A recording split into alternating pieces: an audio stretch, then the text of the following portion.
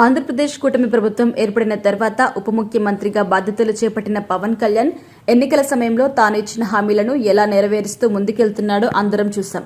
ప్రతి అంశంలోనూ రాజకీయ లబ్ధి కోరుకునే నాయకులు ఉన్న ఈ రోజుల్లో తన రాజకీయ లబ్ధి కోసం కాకుండా కేవలం జనాలకు ఉపయోగపడే కార్యక్రమాలను చేస్తూ పవన్ కళ్యాణ్ ఈ 6 నెలల్లో సంపాదించిన క్రేజ్ మరో రాజకీయ నాయకుడు సంపాదించలేదు అనడంలో ఎలాంటి అతిశయోక్తి లేదు.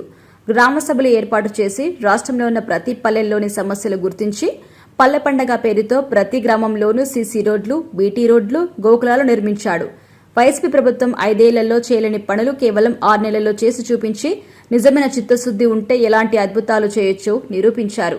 ఇక తన సొంత నియోజకవర్గంలో పవన్ కళ్యాణ్ ఇచ్చిన ప్రతి హామీ నెరవేరుస్తూ ముందుకు దూసుకుపోతున్నారు. పిఠాపురాన్ని మోడల్ నియోజకవర్గంగా తీర్చిదిద్దుతానని మాట ఇచ్చిన ఆయన ఆ దిశగా అడుగులేస్తున్నారు.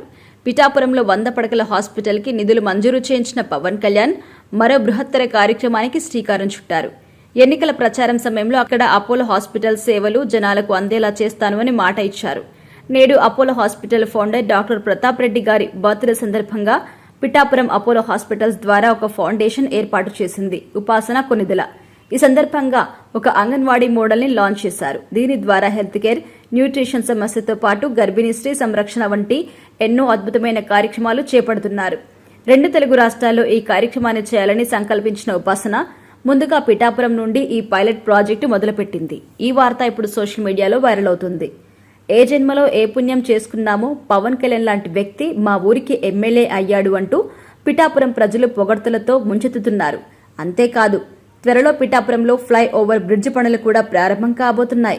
రైల్వే గేట్ వద్ద విపరీతమైన ట్రాఫిక్ తో పిఠాపురం ప్రజలు ఎన్నో ఏళ్ల నుండి తీవ్రమైన కష్టాలు ఎదుర్కొంటున్నారు.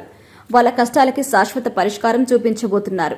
ఇలా చెప్పుకుంటూ పోతే చాలానే ఉన్నాయి. 6 నెలల్లో పిఠాపురం రూపురేఖలు మారిపోతాయి. భవిష్యత్తులో ఏ రేంజ్కెళ్తాయో చూడాలి.